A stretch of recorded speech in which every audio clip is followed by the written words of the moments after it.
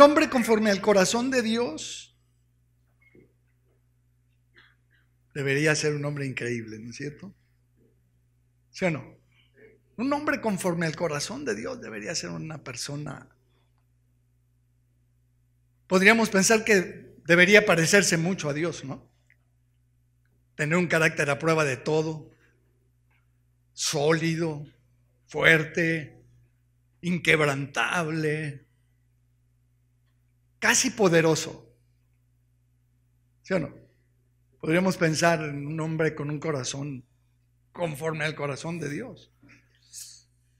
Fíjate, entender bien qué quiere decir esto es difícil, pero Dios nos da una pauta muy clara, una pista muy clara en las Escrituras. Busca conmigo Hechos 13, por favor.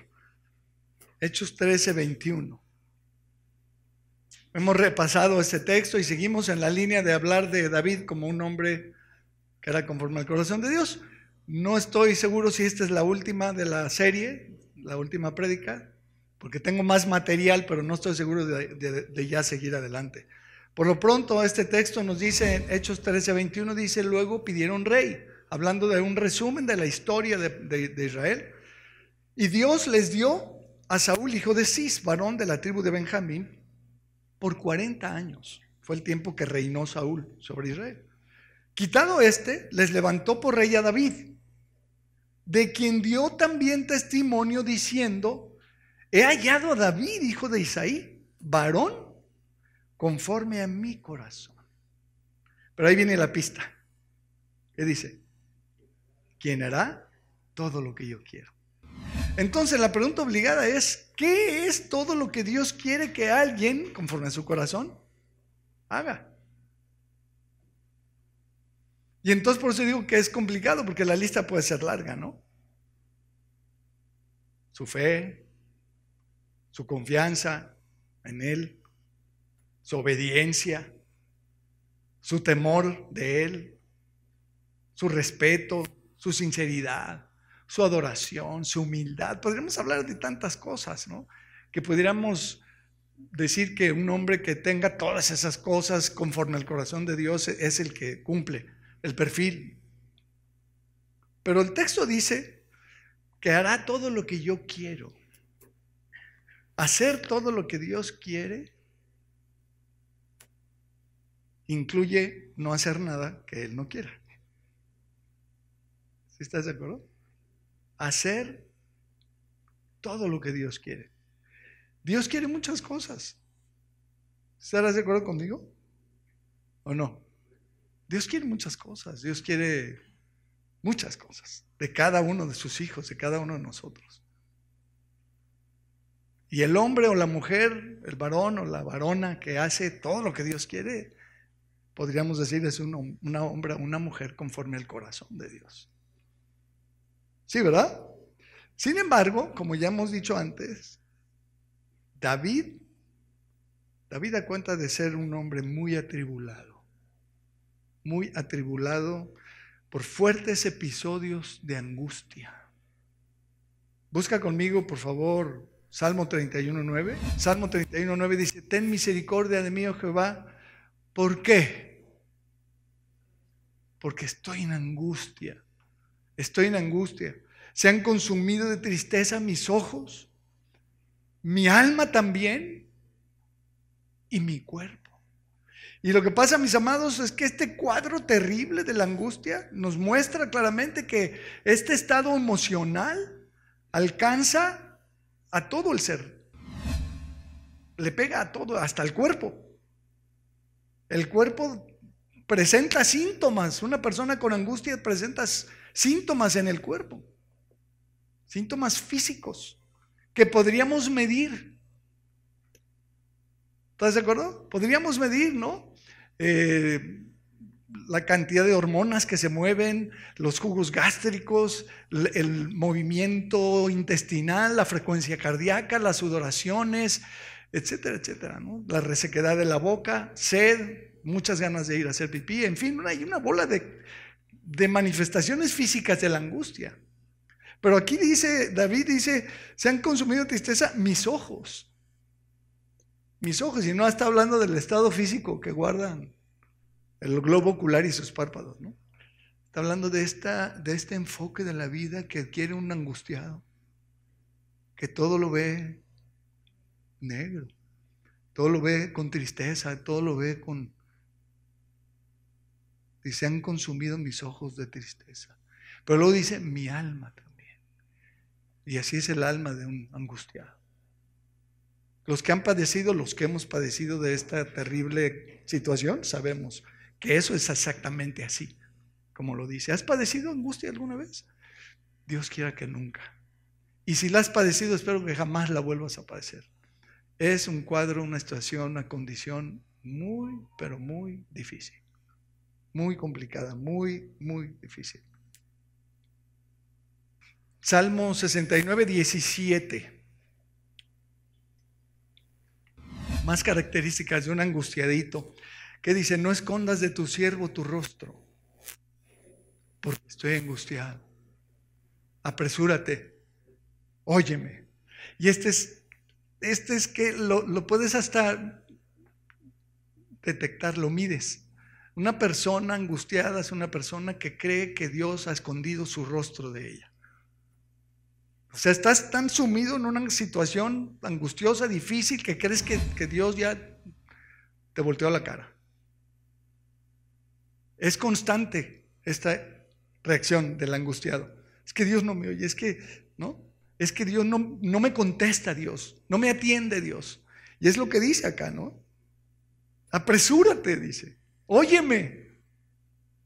Claro que Dios está oyendo a cualquiera de sus hijos que están en angustia, por supuesto. ¿Sí estás de acuerdo? Claro que Dios no esconde, Dios esconde su rostro a veces por pecado, pero no por angustia. ¿Sí estás de acuerdo? Sobre todo el pecado de la idolatría es una de las cosas que más hacen reaccionar al Señor. Ese y otros, pero por un ánimo angustiado, nada que ver. Ve lo que dice ahora Salmo 86. No, Salmo 77, perdóname. Salmo 77, 2. ¿Sí me está siguiendo, verdad? Salmo 77, 2 dice, al Señor busqué. ¿Cuándo? En el día de mi angustia. Fíjate que el angustiado tiene esa característica, que cuando está en medio de la angustia busca a Dios con desesperación. Y a veces cuando no estás en angustia, no lo buscas así. Es tristemente así es. Dice, al Señor busqué en el día de mi angustia, alzaba a Él mis manos de noche, sin descanso. Mi alma rehusaba consuelo. Interesante que la noche es un lugar especial, es un tiempo especial, porque cuando padeces angustia, el día como quiera lo sacas, pero en la noche te tienes que parar a buscar a Dios y alzar tus manos, ¿verdad? ¿Sí o no? Los angustiaditos, aquí hay algunos. ¿Saben de qué estamos hablando? ¿No? Tiene razón David. Sí, ¿verdad? Y luego dice, mi alma rehusaba consuelo. Mi alma rehusaba consuelo, dice. Y esa es otra gran característica de un angustiado. Lo que le digas no lo va a consolar. ¿No? Las esposas de nosotros los angustiaditos lo saben, porque siempre se esfuerzan y se esmeran en decirnos algo para sacarnos del cuadro, pero no funciona, porque el único lugar en donde podemos encontrar es en la presencia de Dios. Y esto no quiere decir que la esposa no haga su buen esfuerzo por ayudarnos y por sacarnos del cuadro porque nos ven mal, ¿no? ¿Sí estás? Eso no quiere decir que no sea bienvenido un buen abrazo, un buen consuelo, un beso, una solidaridad con la persona que está en angustia. Pero el angustiado quiere la solución al problema que le causa la angustia. No le interesa tanto el consuelo, le interesa salir de ese cuadro, y para salir de ese cuadro habría que solucionar el disparador, porque toda angustia tiene detrás un disparador. Todas. No hay angustia que no lo tenga. Es más, ¿te acuerdas del proceso, no? ¿Cómo empieza todo eso? Primero empieza uno preocupándose. Toda preocupación tiene un disparador. ¿Qué es? ¿Por qué te preocupas? ¿Qué te preocupa? ¿Te preocupa algo? Sí, que tengo que pagar la renta y no tengo el dinero. Ah, pues ese es tu disparador. ¿Sí lo ves? Está muy fácil, ¿no? No, que se vaya a enfermar mi hija. Pregúntame, ¿no? ¿Ese es tu disparador? O que me vaya a quedar sin chamba. Ese es tu disparador. Entonces, empiezas preocupándote y luego tienes ansiedad. Y luego sigue creciendo la ansiedad, se convierte en angustia. Y de angustia pasas a la depresión. Y ya hemos dicho, hay de dos tipos, la pasiva y la activa. La depresión activa no es tan mala porque pues todavía te levantas de la cama y vas y vienes y acitonas. La pasiva es la peor, porque no te quieres levantar, no te quieres bañar, no te quieres morir, y el suicidio hace su aparición en tu mente. Es real, así funciona. Y como dicen por ahí, tengo los pelos en la mano. Lamentablemente yo he vivido así. He tenido esta experiencia. Pero bueno, el Salmo 86 ahora sí, por favor, versículo 1.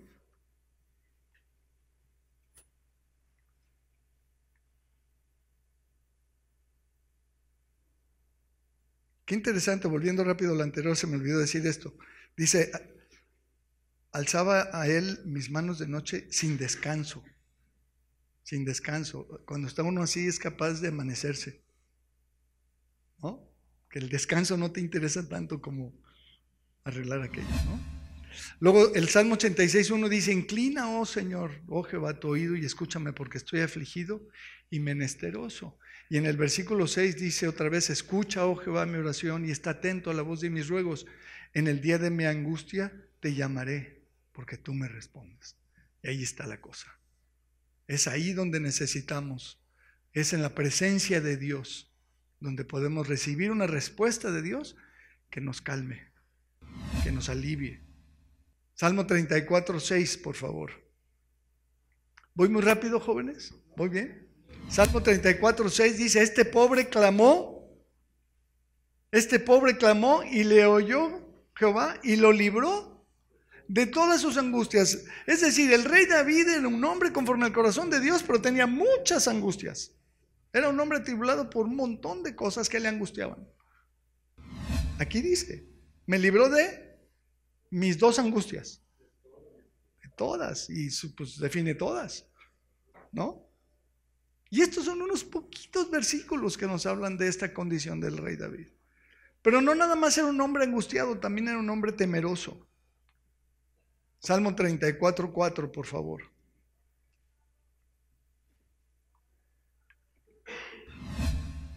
Y lo mismo, dice, busqué a Jehová y él me oyó y me libró de todos mis temores. Híjole, yo me identifico tanto porque temores, ¿cuántos? ¿Cuáles quieres? Todos, ¿no? ¿Sí o no? Y más en un mundo como en el que vivimos, que hay tantas fuentes de atemorizantes, fuentes de riesgo. ¿Sí lo ves? Hasta salir a la calle puede ser peligroso. ¿Sí? Entonces dice, me libró el Señor. Salmo 56:3. Salmo 56:3 dice, en el día que temo, tomo Ritalin. Me meto 2 tafiles. Corro con mi psiquiatra. Voy con el psicólogo, ¿no? ¿Verdad? ¿Qué dice? Mira, es un versículo tan chiquito. Y perdón, pero es mi experiencia, al menos. La solución a la angustia es confiar en el Señor. No hay más. Ve a la terapia que tú quieras, ve con el gran psicólogo o el gran psiquiatra, con el gran terapeuta, con el mejor de los mejores, y si no te va a llevar a la presencia de Dios para que confíes en el Señor, vas a desperdiciar tu tiempo y tu dinero. Porque no hay manera de salir de la angustia más que confiando en el Señor. Porque la angustia tiene sus raíces en el temor a la pérdida. No hay más. Eso dice Hebreos. El temor a la pérdida. ¿Qué temes perder? Si ese temor de perder algo puede ser tu salud o la de algún familiar o tu situación económica, lo que me digas, que te angustia. El temor a perderlo, a que se lleve a cabo, a que ocurra lo que está ahí provocando el temor, ese temorcito, solo lo puedes arreglar confiando en el Señor, en un Dios como el que tenemos, un Dios soberano, un Dios poderoso. ¿Estás de acuerdo? Eso quiere decir, no va a pasar nada, absolutamente nada, que el Señor no autorice. Lo hemos dicho tantas veces, ¿no? Todo pasa por el escritorio de Dios primero. Si Dios no da permiso, ni el diablo puede. Ni el diablo puede. ¿Sí estás de acuerdo? ¿Sí? Híjole, 2 o 3, bueno, ya son más que la vez pasada. También David era un hombre muy quebrantado, Salmo 77, 2. Ya leímos hace rato el 1, creo, pero dice el 2, me acordaba de Dios y me conmovía, me quejaba y desmayaba mi espíritu. Y esta es otra de las características de un hombre que está quebrantado. Dice, no me dejabas pegar los ojos. Estaba yo quebrantado y me volví muy platicador. ¿No, verdad? ¿Qué dice? Y no hablaba. En la psicología se llama catatonia. La catatonia es una persona que no habla, que no quiere hablar, que está callada más de la cuenta. ¿Sí? Insomnio y silencio. Características de un alma quebrantada. ¿Sí estamos? Pero mira, de manera muy particular, el rey David era un hombre que estaba muy consciente de sus pecados. Es de las cosas más sobresalientes. Léelo conmigo. Salmo 25, 7. Salmo 25, 7, ¿qué dice? Dice, de los pecados de mi juventud y de mis rebeliones, no te acuerdes, Señor. Conforme a tu misericordia, acuérdate de mí por tu bondad, oh Jehová. De los pecados de mi juventud y de mis rebeliones, no te acuerdes. ¿En serio? Bueno, al menos la Biblia no nos relata mucho de esas rebeliones juveniles de David. Pero David sí se acordaba. Salmo 25, 18. Por favor. Ahí mismo, unos versículos después. Mira mi aflicción y mi trabajo y perdona todos mis pecados. ¿Cuántos? Todos. Muchos. Perdona todos mis pecados. Salmo 51, 1. ¿Sí me estás siguiendo, mi amado? ¿Sí? Estamos viendo esta contradicción aparente o esta paradójica o paradoja entre un varón conforme al corazón de Dios y un hombre como David, con todas estas características tan peculiares, ¿no? Y ahorita vamos a sacar un par de conclusiones, pero para allá voy. Pero fíjate, Salmo 51:1 dice, ten piedad de mí, oh Dios, conforme a tu misericordia, conforme a la multitud de tus piedades, borra mis rebeliones. Lávame más y más de mi maldad y límpiame de mi pecado. Porque yo reconozco mis rebeliones y mi pecado está siempre delante de mí. Subraya de mí. Subráyalo. Contra ti solo he pecado y he hecho lo malo delante de tus ojos, para que seas reconocido justo en tu palabra y tenido por puro en tu juicio. He aquí, incluso dicen, en maldad he sido formado y en pecado me concibió mi madre. He aquí, tú amas la verdad en lo íntimo y en lo secreto me has hecho comprender sabiduría. Purifícame con hisopo y seré limpio, lávame y seré más blanco que la nieve. Hazme oír gozo y alegría y se requerirán los huesos que has abatido. Esconde tu rostro de mis pecados. Qué espíritu, qué claridad, qué sensibilidad, ¿Lo ves? Uno de los más graves problemas de un creyente es cuando no quiere reconocer sus pecados.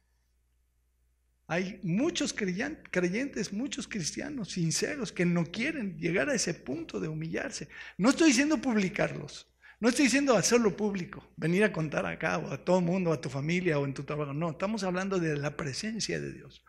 Ir a la presencia de Dios y decir, Señor, estoy rebelde, Señor. Aquí tú amas la verdad en lo íntimo. Esa es mi verdad, Señor. Mira, tengo esta actitud, Señor, perdóname. Lo quiero ahorcar. O la quiero matar a la suegra esta. Bueno, lo bueno es que yo no tengo suegra, ¿verdad? En ese sentido, ¿no? Pero dicen que luego los esposos quieren ahorcar a la suegra, ¿no? Hasta hay chistes, ¿no? Hay chistes, Candy, ¿qué te digo? ¿Sí o no? Tengo esta actitud, estoy codiciando este coche que trae mi hermana, nuevecito, ¿verdad? Qué bárbaro. Lo que tengas en tu corazón, cualquier pecado, cualquier impureza, hay que ir con Dios y decirle, Señor, aquí estoy. Esta es la verdad, aquí en lo íntimo, tú y yo, en lo secreto, te confieso. Perdóname, Señor. Límpiame de esto. Límpiame. Perdona mis pecados, Señor. No hay hombre justo en la tierra que nunca peque. Todos la seguimos regando de una manera u otra. ¿Sí estás de acuerdo? Qué bendición cuando Dios te logra detener antes de dar el paso. Te ibas a robar aquello y te detuvo y no te lo robaste. ¡Ay, aleluya! ¿No? Ibas a golpear al otro y te calmaste y ¡gloria a Dios! ¿No? Te controlaste, te calmaste y no golpeaste al otro. O lo que me digas, el pecado que me digas. Cuando Dios te logra detener y no ejecutas la cosa, aleluya, ¿no? Eso es de Dios. ¿Sí estás de acuerdo? Pero como quieren lo secreto ahí con el Señor, a decirle, Señor, estoy rebelde, perdóname, límpiame, cámbiame, transfórmame. ¿Sí estás de acuerdo? Salmo 31, 10.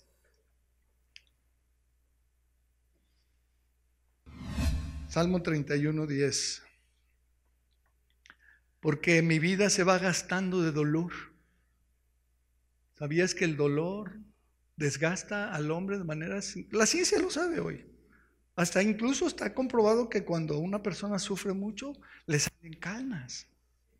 Le salen canas. Las de Pío no son por sufrimiento, pero son canas. Esa es una cuestión genética, hereditaria que no tiene que ver, ¿no? Pero muchas veces sí es cierto eso, que cuando una persona sufre mucho, y hasta se dice, ¿no? Me sacó canas verdes, dicen. ¿Sí lo has oído? ¿No? Me sacó canas el problema por el que pasé, ¿no? Porque el cuerpo sufre cuando hay sufrimiento. Dice, porque mi vida se va gastando de dolor y mis años de suspirar, se agotan mis fuerzas a causa de mi iniquidad y mis huesos se han consumido. Osteopenia, problemas en los huesos. ¿Conoces personas con problemas en los huesos? Habría que ver cuánto han sufrido en la vida. Porque el sufrimiento le pega a los huesos. ¿Qué dice aquí? Se consumen. Se agotan mis fuerzas. Una persona sin energía, débil, de tanto sufrir. Pero ¿cuál es la causa del sufrimiento? ¿Qué dice David? Mi iniquidad. Mi iniquidad. Salmo 69, 5. Otro aspecto. ¿Sí me siguen? ¿Sí? Es que están muy serios hoy. ¿Qué pasó? Salmo 69, 5. Dios, tú conoces mi insensatez. Este es David. Este es David. Esta sinceridad, esta transparencia en la presencia de Dios. Oye, Dios, ¿qué te voy a decir que no sepas? ¿De qué te voy a enterar, Señor? ¿No estás viendo mi insensatez? ¿Y mis pecados? No te son ocultos. No hay manera de esconder ningún pecado en la presencia de Dios, mis amados. Todas las cosas están desnudas y abiertas ante los ojos de aquel a quien tenemos que dar cuenta, dice el libro de Hebreos. ¿Estás de acuerdo? Estamos desnudos en su presencia y Él conoce todos nuestros pecados y nuestra insensatez. Salmo 38, 3, por favor. Ve qué textos tan claros, qué experiencia de David, pobre David. Pero en un sentido debería ser la experiencia de muchos o la realidad de muchos. Fíjate cómo dice aquí el Salmo 38, 3. Dice, nada hay sano en mi carne a causa de tu ira, ni hay paz en mis huesos a causa de mi pecado. El pecado le va a pegar a tu salud. ¿Tienes serios problemas de salud? Revisa tu corazón. No, es que hay que ir con el doctor fulanito, que es la eminencia, que sí, te va a cobrar una la nota y quién sabe. Porque a lo mejor la raíz está en la presencia de Dios, está en el pecado, está en tu corazón. Es un problema interno. Versículo 4, porque mis iniquidades se han agravado sobre mi cabeza, como carga pesada se han agravado sobre mí. Qué cuadro más claro de las consecuencias de consentir con el pecado en el corazón. Sobre la cabeza, sobre la mente. No está hablando de lo físico. ¿Estás de acuerdo? Es un problema aquí en la cabeza. ¿Sí estás de acuerdo? ¿Sí? Versículo 17, por favor, ahí mismo donde estamos. Pero yo estoy a punto de caer. Y mi dolor está delante de mí continuamente. Por tanto, voy a hacer ejercicio y cambiar mi dieta. ¿Qué dice? Confesaré mi maldad y me voy a entristecer por mi condición, por mi pecado. Mira, ve a Primera de Reyes conmigo. Es que aquí nos vamos a encontrar un texto increíble y que nos va a dar una pauta importante de quién es Dios y de cómo es el amor de Dios. Primera de Reyes 15, 4 y 5. Si no lo hallaste, ahí está en pantalla. Dice, mas por amor a David, Jehová su Dios le dio lámpara en Jerusalén, levantando a Salomón su hijo después de él, y sosteniendo a Jerusalén, por cuanto David había hecho lo recto ante los ojos de Jehová, y de ninguna cosa que le mandase se había apartado en todos los días de su vida, salvo en lo tocante a Urías Eteo y a Betsabé. ¿Se acuerdan? ¿Sí se acuerdan todos? ¿Y los demás? ¿Los que no dijeron sí? Se quedaron dormidos, Lupita. Esa es la cosa. Pero le voy a hacer como el mago ahorita. A la cuenta de 3 despiertan todos. 1. ¿Qué versículo? ¿Qué versículo, no? ¿Qué dice Dios? ¿Qué opina Dios? No, pues este hijo mío no dice que no había pecado, que no tenía rebeldías, que no sufría como sufría. Dice que había obedecido, que no se había apartado de ninguna cosa que Dios le mandara, que la había obedecido, excepto en lo tocante a Betsabé y a Urías. Qué impresión, qué maravilla. Qué feo lo que pasó, qué feo lo que hizo David. Imagínate, para poder tener a la chica, dice, pues es que tiene que ser viuda, porque si no, no se puede dar, pues mato al marido. Pues no, ¿verdad? No, el tema no es ahí. El tema es cómo ve Dios. ¿En qué se fija Dios? Porque dice la palabra por todos lados que Él nos ha perdonado todos nuestros pecados y que la sangre de Jesucristo nos cubre de todos nuestros pecados y que nos ve limpios delante de Él. Pero sí se fija cuando no hemos obedecido lo que nos ha mandado. ¿Puedes pensar en algo que Dios te haya mandado en la vida? ¿Hacer o no hacer? Ahí hay que quedarse. Y es bien sencillo. Jesús dijo, mi carga es ligera. ¿Sí o no? ¿Lo dijo? Sí, ¿verdad, Marquito? Sí lo dijo, ¿no? No, es muy difícil, Señor. Y el Señor, no, mi carga es tranquilo. ¿Qué tienes que hacer? Obedecer. No digas esa mentira, no digas esa palabrota, no inhales ese polvito, no fumes aquello, no te tomas acá, no veas eso, no digas eso, no pienses eso, no hagas aquello, no ejecutes aquello. ¿Sí estás?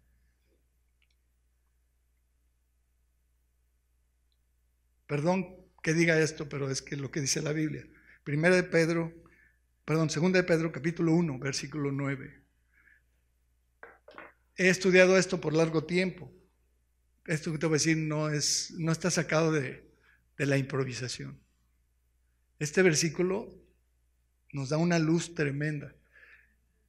Teológicamente hablando, hay que entender que Dios dice, no me acuerdo de tus pecados. Dios no se acuerda de nuestros pecados porque nos ha lavado y nos ha limpiado. Pero eso no quiere decir que nosotros no debamos olvidar de dónde nos han sacado el Señor y qué nos ha perdonado. ¿Qué es lo que está diciendo David? David está pensando delante de sí mismo cómo veía y lo quebrantado que estaba a causa de los pecados que sí había cometido contra Dios. ¿Sí estamos? ¿Ve lo que dice? No voy a hablar de las añadiduras y todo eso que está hablando en los versículos anteriores, pero dice, el que no tiene estas cosas, todas las añadiduras, excelencia, virtud, excelencia, dominio propio, conocimiento, piedad, afecto fraternal, amor, etcétera, etcétera, tiene la vista muy corta, es ciego, habiendo olvidado. ¿Qué se le olvidó a este cuate? La purificación de sus antiguos pecados. Estoy convencido que no debemos olvidar de dónde nos ha sacado el Señor y de todo lo que nos ha perdonado el Señor. No antes de convertirnos nada más, sino también después de convertirnos. ¿Sí o no? No podemos olvidar eso. El que lo olvida es ciego. Tiene la vista corta. No se da cuenta. Y por lo tanto no tiene un corazón y una actitud que es propia de alguien que sabe y está consciente de toda la cochinada de la que me perdonó y me limpió el Señor. Y entonces no se trata aquí de que yo te platique todas las porquerías de las que me ha perdonado el Señor. Esas son cosas entre él y yo. ¿Sí estás de acuerdo? Porque hay predicadores que les gusta hacer alarde. No, me acuerdo que yo hacía esto y aquello. No, cállate. No, hombre, no me cuentes. Pero ¿sabes qué? Estoy humillado porque reconozco de todo lo que me ha perdonado el Señor. No se me olvida su perdón, de todo lo que me ha perdonado. A mí me gusta decirlo así como que digo, el Señor me sacó del bote de la basura, pero de lo más de abajo, donde está la mengambrea esa apestosa. De ahí me sacó el Señor. ¿Y qué hizo conmigo? Me lavó, me limpió y ahorita estoy lavado y limpio. Pero no se me olvida de dónde salí. De eso estamos hablando. Porque eso te mantiene humilde. No existe tal cosa como un varón de Dios o una mujer de Dios conforme al corazón de Dios soberbio y altivo. No, es que yo me he consagrado al Señor. Cállate. No, calladito te ves más bonito. Humildito. ¿De dónde me sacó el Señor? Si vieras cómo olía ahí abajo. Oh. No puedo olvidar la purificación de mis antiguos pecados. ¿Estás conmigo? ¿Concluyo? Conclusión. ¿Dónde anda Caleb? Vente, Calebcito. ¿Qué atractivo puede tener para con Dios el carácter de un hombre con tantos problemas? Y con tantas debilidades y deficiencias de carácter. Así es Él. A Él le gusta. Él prefiere. ¿Sí o no? Léelo conmigo. Santiago 4:6. Vamos a ver varios versículos en la conclusión, así que vámonos rápido. Santiago 4:6. Ya vamos a terminar, Santiago 4:6 dice, pero Él da mayor gracia. Por esto dice, Dios ama a los soberbios y repugna a los humildes. Lo leí al revés, ¿verdad? Al revés volteado, como dicen. ¿Cómo dice? ¿Te imaginas a Dios resistiendo a una persona? A los soberbios los resiste. Se le atoran. Y da gracia a los humildes. Una persona humilde es muy agradable delante de Dios. Salmo 147:6, por favor.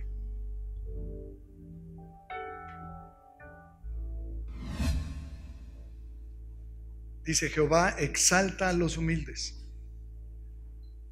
y humilla a los impíos hasta la tierra. Salmo 138:6. Me encanta este versículo en particular. Dice, porque Jehová es excelso. ¿Sí o no? ¿Cómo es el Señor? excelso. Él es excelso. Y nada más Él es excelso. Excelsitud, grandeza. Y atiende al humilde. ¿Qué hace con los humildes el Señor? Dice, dime, mijo, dime, mija, ¿en qué te puedo ayudar? Cuando Él te da su atención, ¿no? Más al altivo, de lejos, de lejos. Hijo, qué fuerte, ¿no? Qué fuerte. Salmo 51, 17. Salmo 51, 17. Los sacrificios de Dios son el espíritu quebrantado, al corazón contrito y humillado no despreciarás tú, oh Dios. A Dios le gusta, prefiere un corazón que se humilla y que dice, Señor, te necesito, Señor. Señor, la regué, Señor, perdóname, ayúdame. ¿Estás de acuerdo? ¿Qué atractivo puede tener para Dios un cuate o una mujer así, no? Toda quebrantada, toda chillona, toda doblada, toda... Hebreos 4:14 dice, por tanto, teniendo un gran sumo sacerdote que traspasó los cielos, Jesús el Hijo de Dios, al que le cantamos, a nuestro Señor Jesucristo, nuestro gran sumo sacerdote, retengamos nuestra profesión, porque no tenemos un sumo sacerdote que no pueda compadecerse de nuestras fortalezas. ¿Verdad? ¿Qué dice? Nuestras debilidades. De nuestras debilidades. Ir con Dios a decirle, Señor, soy débil. Si no me ayudas, ya valí. No puedo con esto. No puedo más. Me rebasa esto. Tengo miedo, estoy asustado o quiero pecar. Señor, aquí estoy, ayúdame. ¿Cuántas veces lo he dicho? Si David lo hubiera hecho antes de irse con Betsabé y mandar a matar a su esposo, la historia sería otra. O si Adán y Eva hubieran ido con Dios antes de hacerle caso al chamuco. ¿Cuántas veces lo hemos dicho? Señor, soy débil, te necesito, Señor.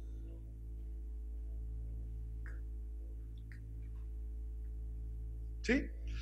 Bueno, termino con la tarea. Primera de Pedro capítulo 5, verso 6. Todo lo dicho hasta aquí es para llegar aquí. ¿Va? Si te vas a llevar algo hoy de aquí, llévate esto que vamos a ver aquí. Y con esto termino. 1 Pedro 5, 6 dice, humillaos. No dice enalteceos, no dice engrandeceos, no dice ensoberbiaos. Dice, humíllate. Humillaos pues bajo la poderosa mano de Dios. Dios está al control, Dios tiene el poder, y si no te concede, y si no te resuelve, y si no te arregla, y si no te sana, Él es el Dios soberano. Y entonces hay que ir con Él, de rodillas, postrarse en su presencia y decir, Señor, lo que tú decidas, tú eres el Dios del poder. No es que tú no puedas resolverme las cosas, o peor, que tú no quieras. Porque eso ya es atribuirle a Dios despropósito, cosa que Job no hizo, aún en medio de su enorme tragedia. ¿Te acuerdas? Dice la escritura que perdió todo, perdió los hijos, perdió a todos sus hijos de un trancazo en un solo accidente, en un solo evento, y perdió a todos sus empleados, todo su ganado, y perdió todo. Y la mujer vino, le dijo, oye, ya maldice a Dios, por favor, y ya muérete, cuate. ¿Se acuerdan? Pero dice, en todo eso no pecó Job con su boca, ni atribuyó a Dios despropósito.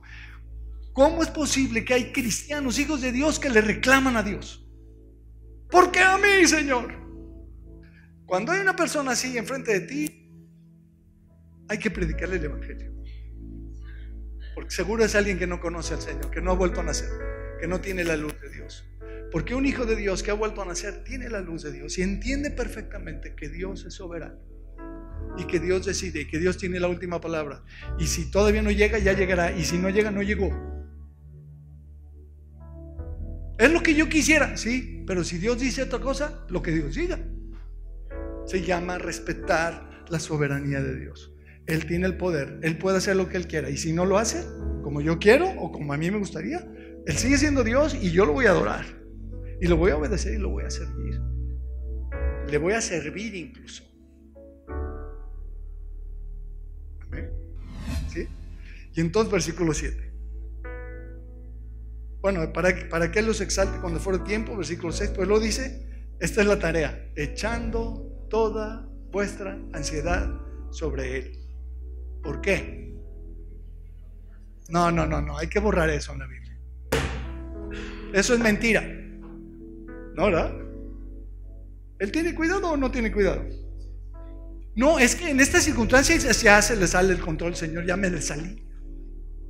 No, perdón, pero no. Y entonces la recomendación y la tarea es echar nuestra ansiedad sobre tu esposa.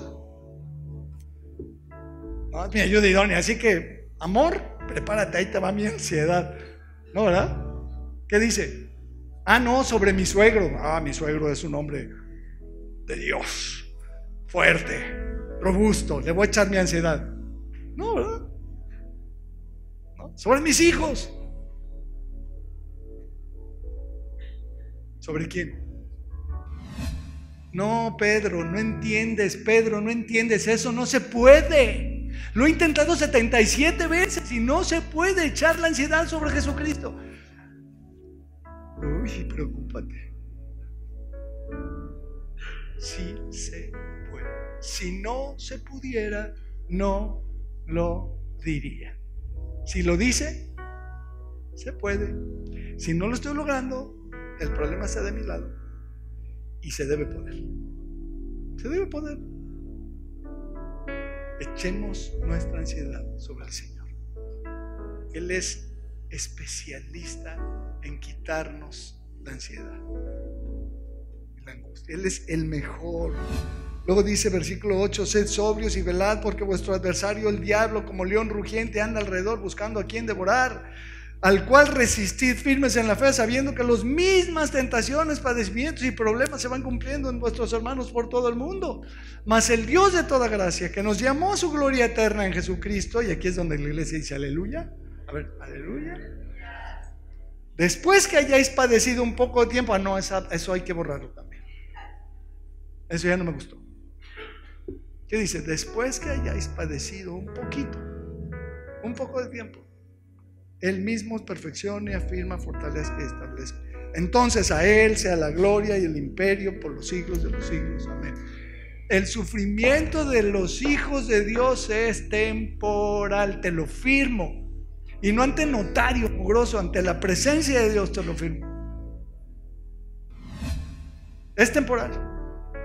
Porque aquí dice, y yo no escribí la Biblia, hermano. Aquí dice, después que hayáis padecido un poco de tiempo, sí, vamos a sufrir, vamos a padecer, también te lo firmo.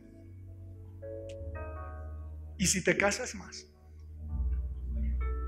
Y si ya estás casado, pues alíñate. Y si tienes hijos, multiplícale. ¿Cuántos quieres tener?